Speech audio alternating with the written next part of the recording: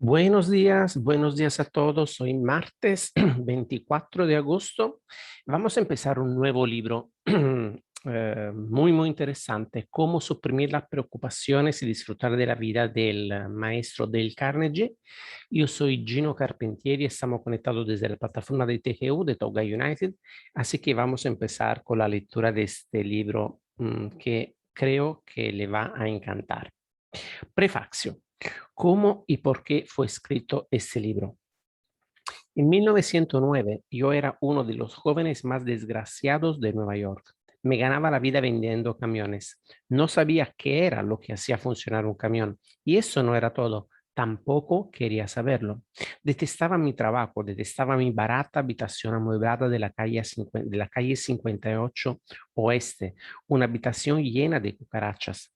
Todavía recuerdo que tenía una serie de corbatas colgadas de la pared y que cuando cogía una de ellas por la mañana, las cucarachas salían corriendo en todas direcciones. Detestaba tener que comer en restaurantes baratos y sucios, que también estarían infestados de cucarachas. Volvía todas las noches a mi solitaria habitación con un terrible dolor de cabeza, un dolor de cabeza que era producto de la decepción, la preocupación, la amargura y la rebeldía. Me rebelaba porque los sueños que había alimentado en mis tiempos de estudiantes se habían convertido en pesadillas. ¿Era esto la vida? ¿Era esto la aventura que había esperado con tanto afán? ¿Era esto lo que la vida significaría siempre para mí? Trabajar en algo que detestaba, vivir con las cucarachas, tomar una comida repugnante y sin esperanzas para el futuro. Ansiaba tener tiempo libre para leer y para escribir los libros que había soñado escribir en mis tiempos de universidad. Sabía que tenía mucho que ganar y nada que perder si abandonaba el empleo que detestaba. No me interesaba hacer mucho dinero, sino vivir intensamente. En pocas palabras, había llegado a Rubicón, a ese momento decisivo al que se enfrenta la mayoría de los jóvenes cuando inician su andadura por la vida. En consecuencia, tomé una decisión que cambiaría radicalmente mi futuro. Ha hecho que el resto de mi vida sea feliz y gratificante, superando mis aspiraciones más utópicas. Mi decisión fue esta: abandonaría el trabajo que odiaba y, como había pasado 4 años en el Teachers College en Warrensburg, Missouri, preparándome para la enseñanza, me ganaría la vida dando clases para adultos en las escuelas nocturnas. Así tendría el día libre para leer libros, preparar conferencias y escribir novelas y cuentos. Quería vivir para escribir y escribir para vivir. ¿Qué asignatura enseñaría a los adultos por las noches? Al revisar y evaluar mi formación universitaria, vi que el aprendizaje y la experiencia que había tenido como orador me habían sido más útiles en el trabajo y en la vida que todas las demás cosas que había estudiado juntas. ¿Por qué? Porque habían eliminado mi timidez, mi falta de confianza en mí mismo y me habían procurado valor y aplomo para tratar con la gente.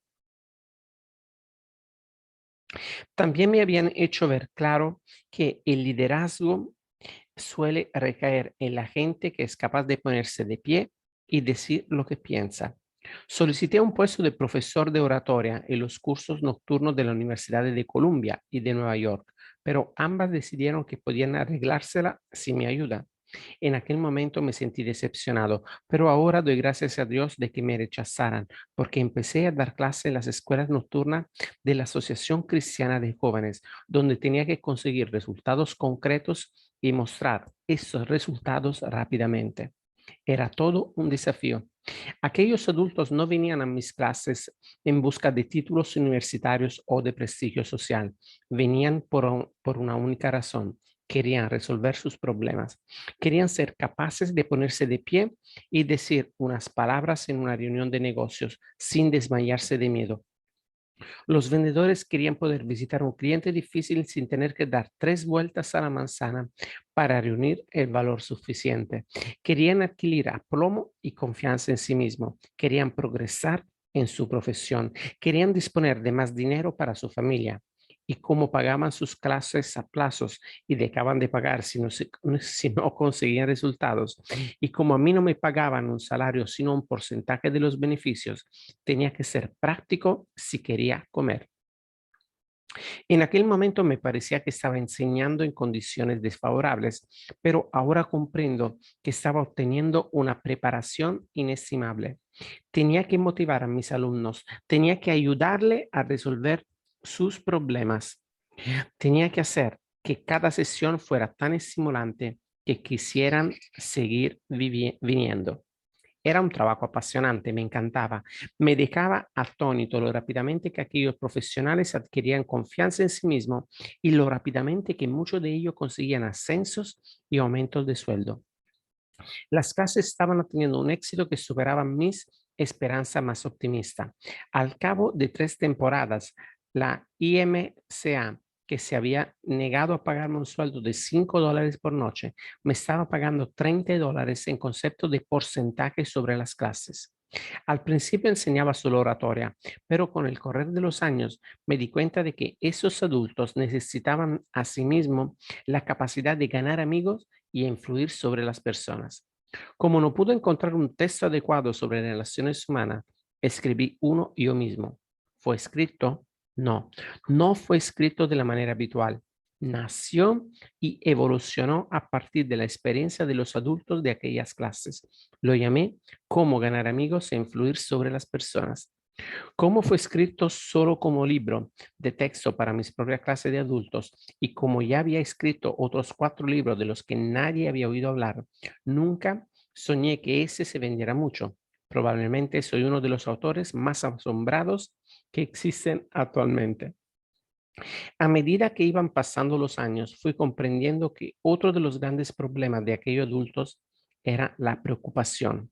Una gran mayoría de mis alumnos eran profesionales, ejecutivos, vendedores, ingenieros, contables. Una sesión transversal de todos los oficios y profesionales y la mayoría tenían problemas. Había mujeres en las clases, profesionales y amas de casa, y ellas también tenían problemas. Era manifiesto que necesitaba un libro de texto para combatir las preocupaciones. Así pues, traté de encontrar uno. Fui a la gran biblioteca pública de la Quinta Avenida y la calle 42 de Nueva York y descubrí con asombro que este centro solo tenía 22 libros bajo el epígrafe Preocupación. También advertí, muy divertido, que bajo la rúbrica Gusanos había 189 libros, casi 9 veces más libros sobre gusanos que sobre la preocupación. Asombroso, ¿no? Dado que la preocupación es uno de los mayores problemas a los que se enfrenta la humanidad, sería lógico pensar que todas las escuelas secundarias y universidades del país ofrecieran un curso sobre cómo liberarse de la preocupación, ¿verdad? Con todo, si acaso hay un curso de ese tipo en una universidad cualquiera del país y no he oído hablar de él, no es extraño que David Seabury dijera en su libro How to Work Successful, cómo preocuparse con éxito. Llegamos a la madurez tan poco preparados para las presiones de la experiencia como un ratón de biblioteca a quien se le pidiera que hiciera un ballet. El resultado, más de la mitad de las camas de nuestros hospitales están ocupadas por personas con enfermedades nerviosas o emocionales. Echó un vistazo a esos 22 libros sobre la preocupación que descansaban en los estantes de la Biblioteca Pública de Nueva York. Además, compré todos los libros sobre el tema que pude encontrar. Pese a ello, no pude descubrir ni uno solo que pudiera utilizar como texto para mi curso para adultos. Así pues, decidí escribir uno yo mismo. Empecé a prepararme para escribir ese libro hace 7 años. ¿Cómo? Leyendo lo que filósofos de todas las épocas han escrito sobre la preocupación. También leí cientos de biografías desde Confucio a Churchill. Tuve asimismo entrevistas con docenas de personas destacadas en todos los campos de la vida, como Jack Dempsey, el general Omar Bradley, el general Mark Clark, Harry Ford, Eleanor Roosevelt y Dorothy Dix. Pero eso fue solo el comienzo. Hice también algo que era más importante que las lecturas y las entrevistas. Trabajé durante 5 años en un laboratorio para librarse de las preocupaciones. Un laboratorio que funcionaba en nuestras propias clases para adultos. Que yo sepa, fue el primer y único laboratorio de su clase en el mundo. Lo que hacíamos era esto. Dábamos a los alumnos una serie de normas sobre cómo dejar de preocuparse y les pedíamos que aplicaran esta norma a sus propias vidas y después le contaran a la clase los resultados obtenidos.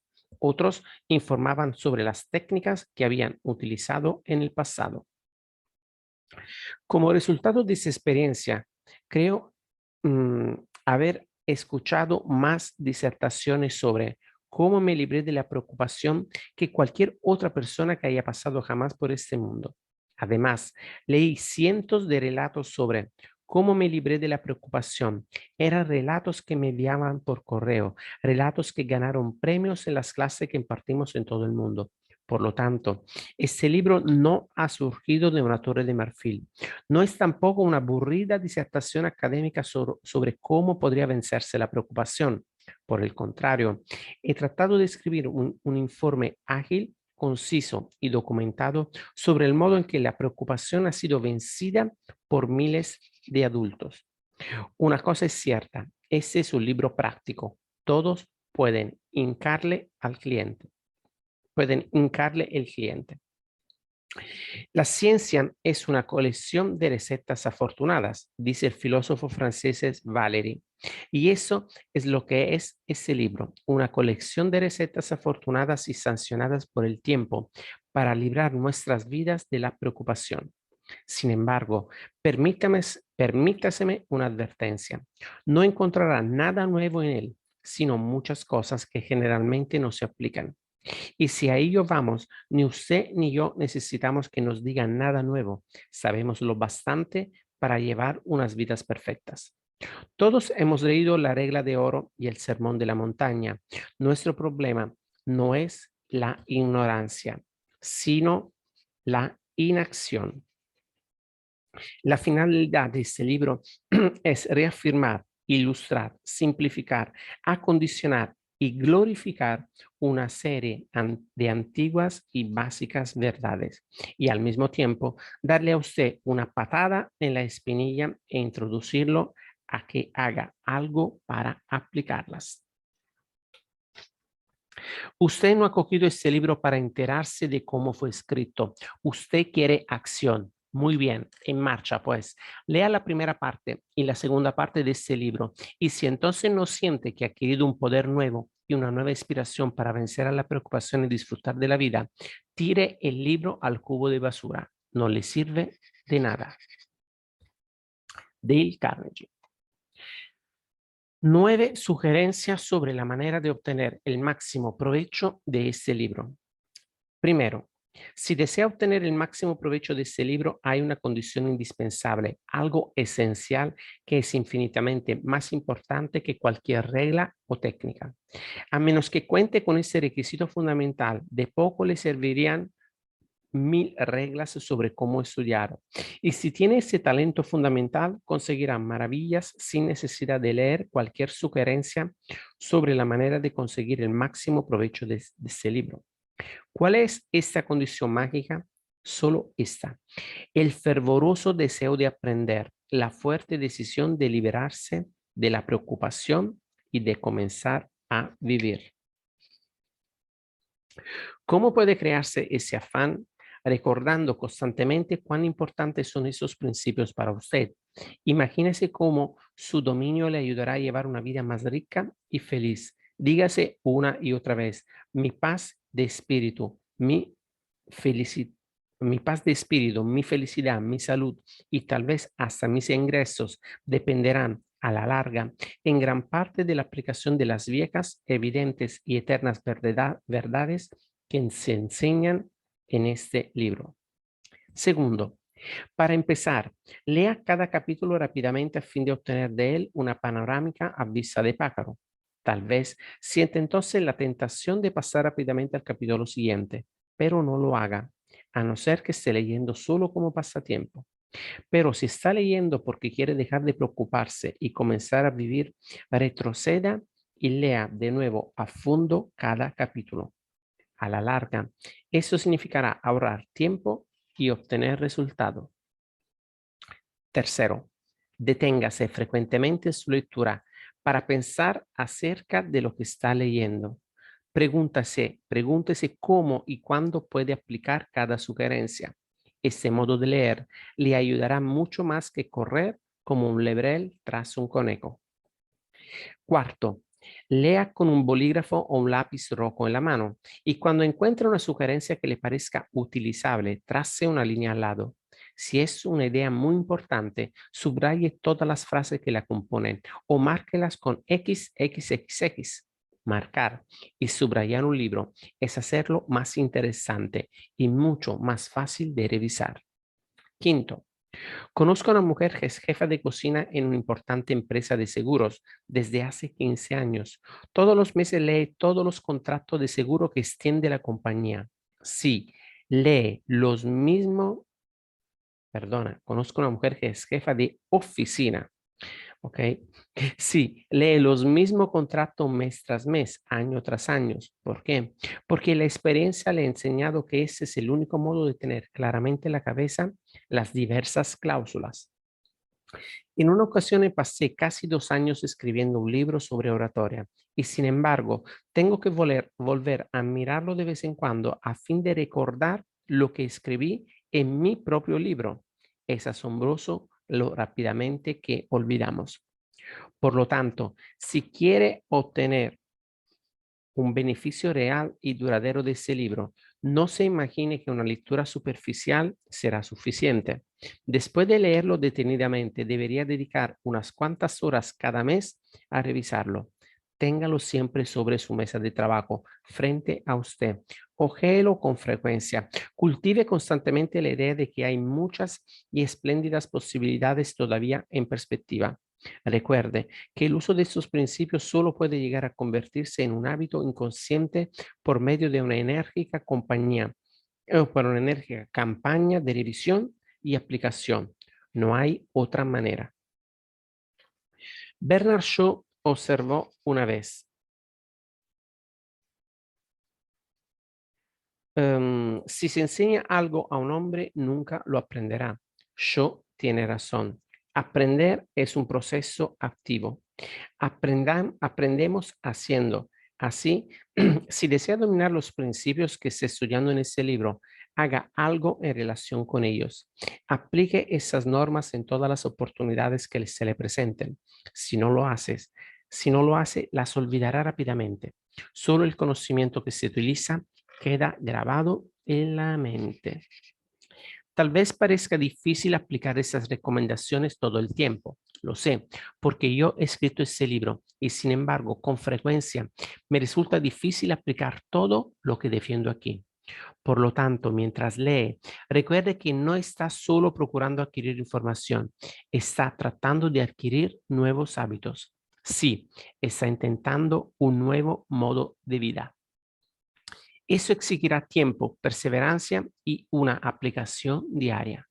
Consulte pues con frecuencia a estas páginas. Considere ese libro como un manual de trabajo que trata de cómo vencer a la preocupación y cuando se enfrenta a un problema difícil, no se agite, no haga lo natural, no siga sus impulsos. Suele ser un error. En lugar de ello, vuelva a esas páginas y revise los párrafos que haya subrayado. Después, pruebe esos nuevos modos y observe cómo obran maravillas para usted. Séptimo, ofrezca a los miembros de su familia una cantidad de dinero cada vez que le sorprendan vulnerando uno de los principios propugnados en este libro. Lo arruinarán. Octavo, vayas a las páginas 235 y 236 de este libro y lea cómo el banquero de Wall Street, Howell, y el bueno de Ben Franklin corrigieron sus errores. ¿Por qué no utiliza sus técnicas para comprobar cómo aplica usted los principios expuestos en este libro? Si lo hace, conseguirá dos resultados. En primer lugar, se encontrará comprometido en un proceso educativo que es a la vez fascinante y de un valor incalculable. En segundo lugar, verá cómo su capacidad para dejar de preocuparse y empezar a vivir crece y se extiende como las ramas de un verde laurel.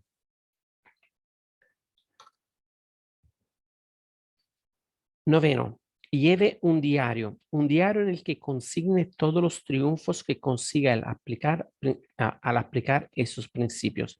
Sea concreto, anote nombres, fechas, resultados. Llevar un registro así lo estimulará a realizar mayores esfuerzos.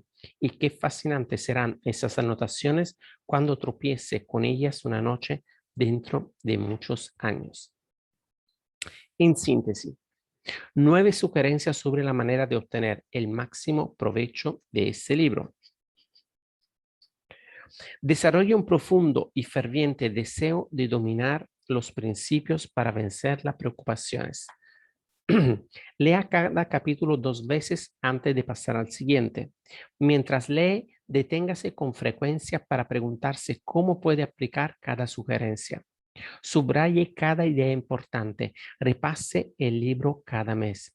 Aplique esos principios en todas las oportunidades. Use ese volumen como manual de trabajo para ayudarle a solucionar sus problemas cotidianos. Convierta su aprendizaje en un juego ofreciendo a alguna persona amiga una moneda por cada vez que le sorprenda vulnerando uno de esos principios. Octavo, verifique cada semana el progreso que va haciendo. Pregúntese qué errores ha cometido, cómo ha mejorado, qué lecciones ha aprendido para el futuro. Noveno, lleve un diario al final de este libro que muestre cómo y cuándo ha aplicado esos principios. Entonces, vamos a seguir exactamente lo que nos dice Dale Carnegie. Vamos a la página 235 y 236 del libro.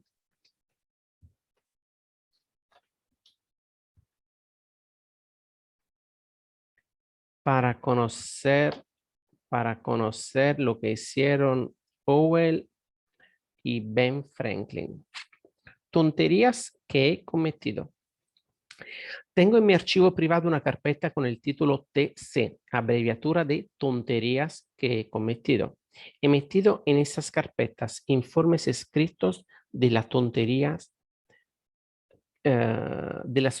de que soy culpable. A veces dicto esos memorandos a mi secretaria, pero otras veces son tan personales, tan estúpidas, que me da vergüenza dictarlas y las escribo yo a mano. Todavía recuerdo algunas de las críticas de Dale Carnegie que metí en mis carpetas TC hace 15 años. Si hubiera sido totalmente sincero conmigo mismo, ahora tendría un archivo desbordante de esos memorandos TC. Puedo repetir, sin faltar a la verdad, lo que el rey Saúl dijo hace 30 siglos. He sido un necio y me he equivocado innumerables veces. Cuando saco mis TC y releo las críticas que escribí de mí mismo, eso me ayuda a abordar mi problema más arduo, la gestión de Dale Carnegie. Antes echaba la culpa de mis problemas a otras personas, pero a medida que he ido acumulando años y sensatez, descubrí que yo mismo era, en último término, el único culpable de todas mis desgracias. Muchas personas han descubierto lo mismo según van envejeciendo. Nadie, sino yo mismo, dijo Napoleón en Santa Elena, nadie, sino yo mismo, es el culpable de mi caída. He sido mi mayor enemigo, la causa de mi propio y asiago sino. Permítame de que les hable de un hombre que conocí y que era un artista en lo que hace a autovaloración y gestión. Se llamaba Powell. El 31 de julio de 1944, cuando la noticia de su repentina muerte en el bar del Hotel Ambassador de Nueva York se difundió por todo el país, Wall Street quedó impresionada porque se trataba de una de las más destacadas figuras del mundo financiero de Estados Unidos. Powell era presidente del Commercial National Bank and Trust Company y directivo de varias empresas. Fue poco a la escuela. Empezó pronto a trabajar como empleado en un establecimiento de su localidad y más tarde llegó a ser jefe de crédito de la US Steel. Estaba ya en el camino que conduce a una posición importante y al poder.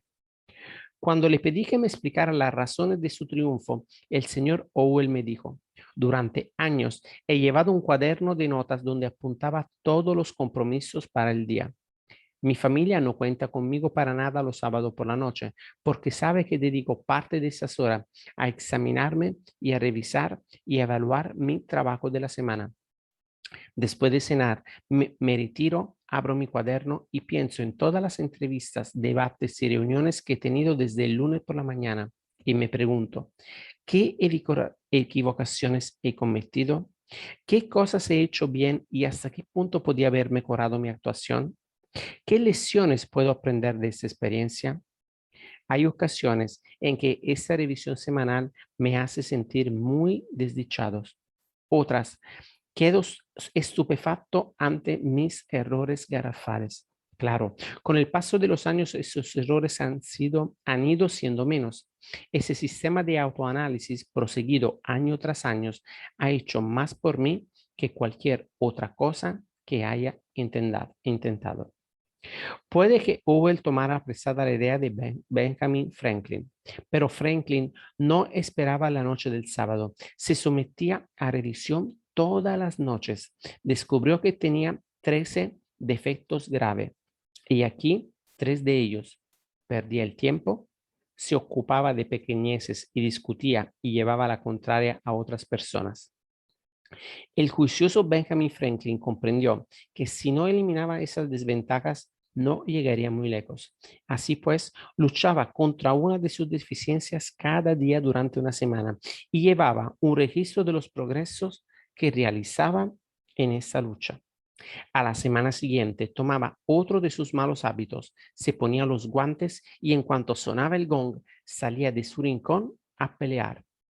Franklin mantuvo esta batalla con sus defectos cada semana durante más de 2 años. No es extraño que llegara a ser uno de los hombres más influyentes y amados que el país ha producido nunca.